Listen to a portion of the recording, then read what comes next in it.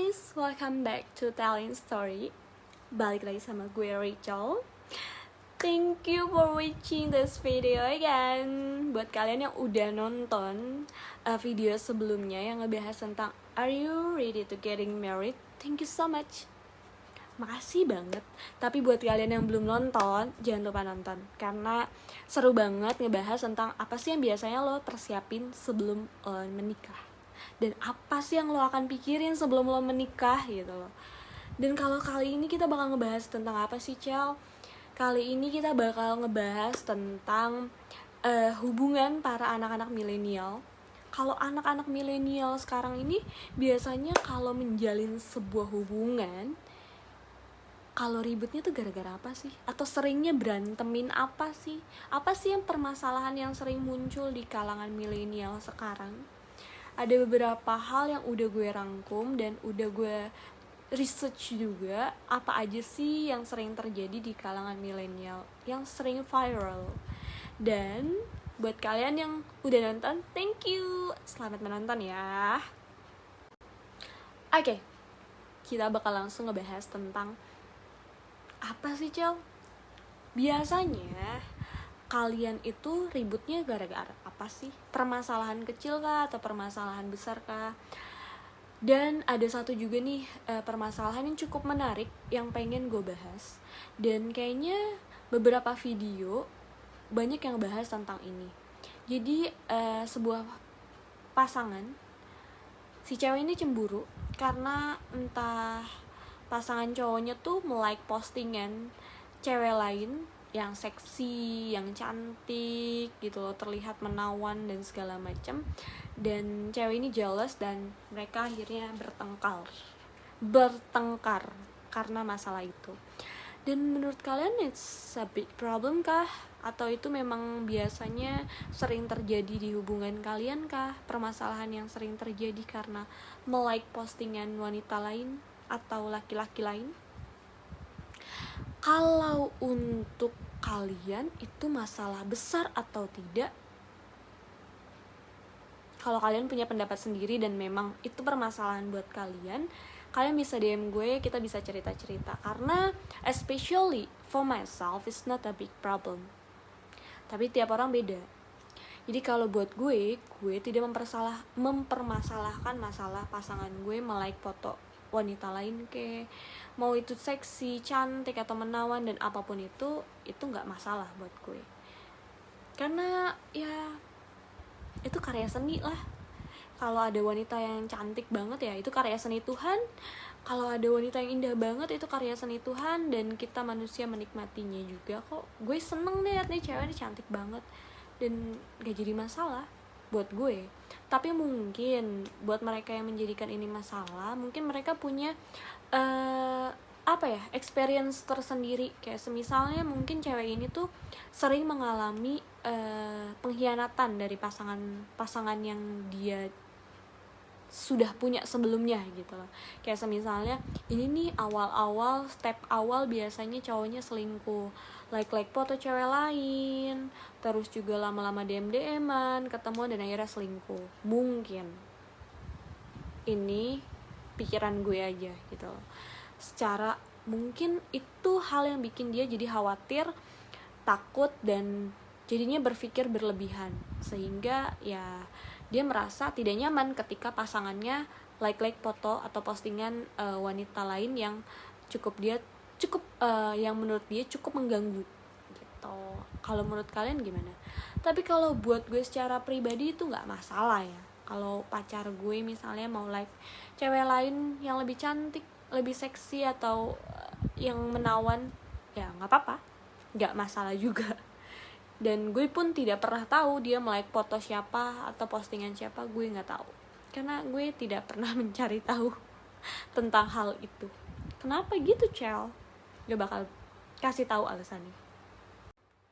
Jadi kalian tuh tipikal orang yang suka mengecek sosial media atau handphone pasangan kalian kah? Kalau gue secara pribadi gue tidak pernah melakukan itu, karena ya gue tidak menyukainya. Jadi gini, gue punya prinsip sendiri ya. Tiap orang beda prinsipnya. Ini gue secara pribadi. Jadi kalau semisalnya apa yang masuk ke tubuh kita itu kan atas approval kita ya. Kayak apa yang mau kita makan itu kan atas approval kita. Kalau gue tahu nih gue nggak bisa makan pedes, jadi gue tidak akan memakan pedes yang terlalu pedes karena gue tahu gue akan sakit perut dan itu akan bermasalah untuk diri gue sendiri. Dan sama halnya kayak semisalnya gue tahu nih kalau gue ngecek chat pasangan gue atau lihat-lihat sosial media dia, terus ada chat-chatan sama temennya, even itu temennya cewek, dan itu sedikit membuat gue cemburu, jealous, dan itu bikin gue kepikiran, bikin gue jadi gak nyaman, yang ada guanya penuh dengan energi negatif, dan gue jadinya netting terus sama pasangan gue. Ya gue memilih untuk tidak melakukannya, karena gue tidak mau merasa tidak nyaman itu, dan gue tidak mau menyakiti diri gue sendiri untuk hal yang mungkin itu hanya ekspektasi gue gitu loh. Itu hanya sesuatu yang gue bayangkan, belum tentu terjadi, dan itu bukan kenyataannya gitu. Gue memilih untuk tidak melakukannya, karena menurut gue ya ketika gue kasih kepercayaan sama pasangan gue, ya gue percaya nih sama lo harus gunain kepercayaan gue dengan bijak. Kalau lo tidak bisa menggunakan kepercayaan gue dengan bijak, suatu saat juga akan ketahuan. Kalau udah ketahuan, ya udah berarti gue tahu nih, oh ya udah Tuhan sebaik itu ngasih tahu dia nggak cocok buat gue karena dia tidak sama nih sama gue, guanya setia, dianya nggak setia gitu loh. Akhirnya akan ketahuan dengan sendirinya gitu loh. Dibanding gue terus ngejaga, ngekang pasangan gue, atau sebegitu takutnya dipagerin dia, dipakai pagar besi sekokoh-kokohnya supaya dia tidak bisa mencoba untuk cari celah dengan wanita lain. Ya sebenarnya selingkuh itu kan mau lo jagain sebaik-baiknya, kalau dia emang niatnya selingkuh ya akan selingkuh, gitu aja sih. Jadi ya lebih baik kasih kepercayaan, serahin sama Tuhan aja. Karena lo gak akan bisa jaga pasangan lo 24 jam. Lo cuma bisa kasih kepercayaan, serahin sama Tuhan. Kalau dia baik, dia akan tetap jadi baik buat lo. Tapi kalau dia gak baik, ya Tuhan juga akan kasih lihat kok mana yang gak baik. Gitu aja sih. Karena please stop buat kasih ekspektasi terlalu berlebihan sama pasangan kalian. Karena dia juga manusia, sama kayak kalian gitu loh. Dia juga pasti banyak godaannya, dan kalian juga banyak godaannya. Ya kalau memang dia tidak kuat untuk menahan godaannya, ya berarti dia bukan pasangan yang cocok untuk kalian.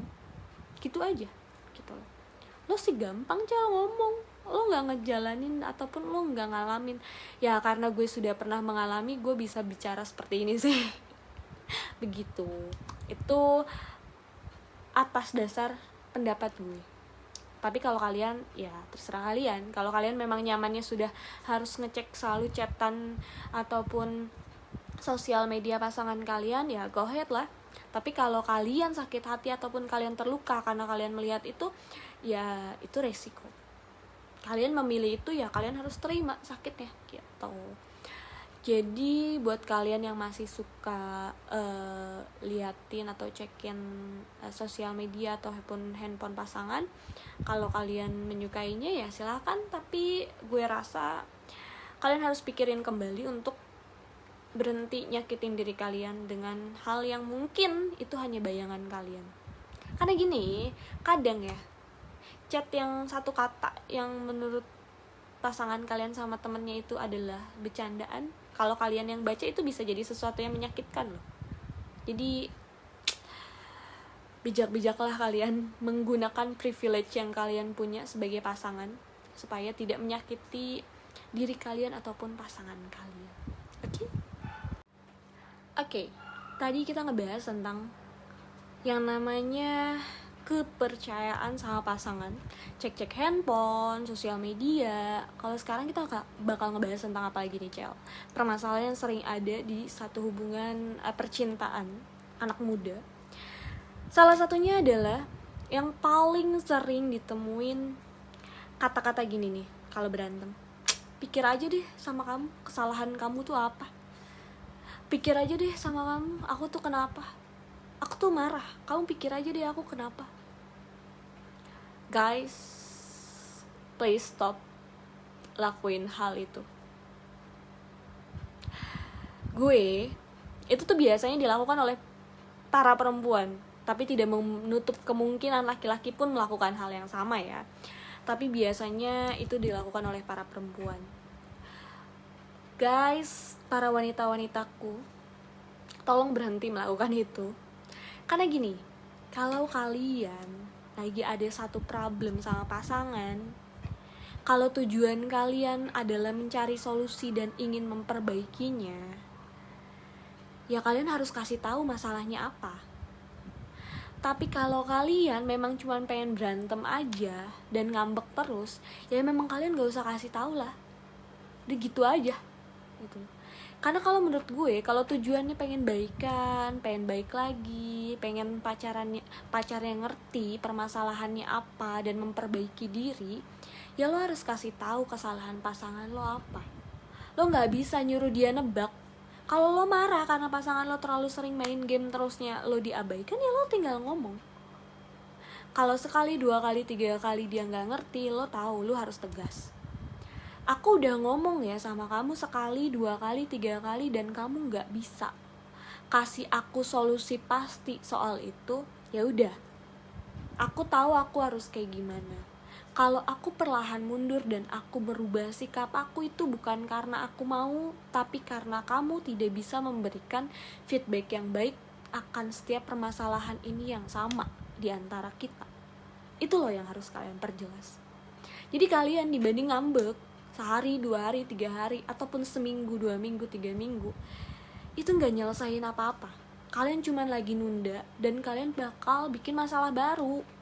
Karena gini, permasalahan yang kalian tunda dengan cara kalian ngambek berhari-hari, itu cuma bikin salah satu atau masing-masing dari kalian berspekulasi buruk. Yang cowok berpikiran ceweknya gimana, yang cewek berpikiran cowoknya gimana. Dibanding kalian cuma mikirin dan berekspektasi ataupun berhalusinasi atas permasalahan yang kalian sedang hadapi, lebih baik dibicarakan. Kalau kalian punya pertanyaan, ya dibicarakan. Jangan cuma ditanya di pikiran terus dijawab sendiri di pikiran. Kenapa? Karena nantinya hal yang kalian pikirkan, kalau tidak seperti apa yang kalian pikirkan, kalian akan menyesal. Kenapa? Karena kalian cuma memikirkannya tapi tidak mengatakannya gitu loh. Dan kalian gak akan pernah tahu jawabannya. Jadi kalau kalian lagi dalam permasalahan, jangan cuma nyuruh pasangan kalian ngerti tanpa dikasih tahu. Kalau kalian niatnya jauh, hubungannya lama, panjang, harus belajar berkomunikasi tentang yang namanya setiap permasalahan yang kalian hadapi. Makanya selalu dibilang komunikasi itu penting dalam sebuah hubungan. Jadi kalau kalian berantem, kalian ngambek, kalian harus bilang, nih semisalnya nih ceweknya udah nunggu lama, cowoknya lama datangnya. Ketika cowoknya datang, kalian ngomong, aku marah loh. Loh kenapa? Aku gak suka nunggu lama. Loh aku macet loh. Berarti kalau kamu tahu kamu bakalan kejebak macet, kamu harus prefer setengah jam atau 1 jam sebelumnya, supaya aku juga gak bete nunggu. Kalau si cowoknya menerima dengan baik, berarti kalian nanti next time kamu akan bilang gini, next time jangan gitu ya. Kalau kamu gitu lagi, aku marah loh. Ngerti ya? Jadi sesuatu tuh harus dibicarakan supaya kalian saling tahu apa yang kalian butuhin masing-masing, apa yang kalian suka dan gak suka masing-masing. Jadi jangan cuman ngambek, diem, tapi omongin. Nah, itu tuh buat ceweknya. Kalau buat cowoknya apa sih, Cel? Tadi kan ngebahas untuk yang perlu dipikirkan oleh perempuan. Kalau buat laki-lakinya apa? Please, laki-laki harus belajar bagaimana caranya meminta maaf. Ini hal yang sering banget gue lihat dan gue perhatiin dari banyaknya anak-anak muda yang cerita tentang putus cinta ataupun permasalahan dalam hubungan. Jadi si cowok tuh sering banget gini nih, kalau ngelakuin kesalahan, ya udahlah, iya aku tahu, udah aku salah, aku minta maaf. You think it's already done gitu loh. itu udah selesai, dan kamu pikir itu membuat pasangan kamu atau perempuan kamu itu bahagia dengan kamu meminta maaf seperti itu? Actually no. Karena gini, kalau perempuan memang mengharapkan kamu meminta maaf, bukan semata-mata kamu meminta maaf untuk ya udahlah biar dia nggak marah lagi, salah. Ketika perempuan itu mengharapkan kamu meminta maaf, tujuannya satu, kamu tahu kesalahan kamu di mana dan kamu menyadarinya dan kamu tidak akan mengulanginya lagi. Ngerti ya? Jadi gini, kamu tahu nih, pacar kamu gak suka kalau semisalnya nih kamu tidur misalnya pagi banget, misalnya jam 3 atau jam 4 pagi karena main game, atau pergi ke klub terus besoknya harus kerja, bukan di hari kamu libur gitu. Dan cewek kamu marah nih, bete. Kamu cuma akan ngomong ya udah aku minta maaf. Tetot, itu hal yang salah. Kalian harus belajar cara dengan baik, caranya minta maaf. Kalian datang sama pasangan kalian ngomong langsung, mau ditelepon ataupun ngomong langsung, gini ngomongnya. Sayang, aku salah. Seharusnya aku lebih sadar diri kalau besok aku kerja. Aku harusnya pulangnya nggak sepagi itu. Aku tahu kamu khawatir, takut aku sakit. Aku minta maaf ya. Next time, aku nggak akan kayak gitu lagi. Ingetin aku ya kalau aku ngelakuin hal seperti itu lagi. Ket, pasangan kalian atau perempuan kalian akan ngerti, oh dia tahu kesalahan dia, oh dia sadar kesalahan dia. Pasangan kalian akan mungkin raut mukanya atau bete, ya udah, yang penting kamu sadar deh, ya udah kamu istirahat ya. Dia nggak akan berlanjut marah, dan kalian nggak akan melanjutkan pertikaian sampai lama-lama gitu loh. Jadi yang penting perempuan tuh tahu, yang perempuan mau tuh kalian tahu kesalahan kalian di mana, kalian menyadarinya, dan kalian tidak ingin berencana untuk mengulanginya. Gitu loh. Itu biasanya yang perempuan mau ketika kalian minta maaf. Jadi, ketika perempuan mengharapkan kalian minta maaf, bukan semata-mata perempuan ngerasa dia paling benar.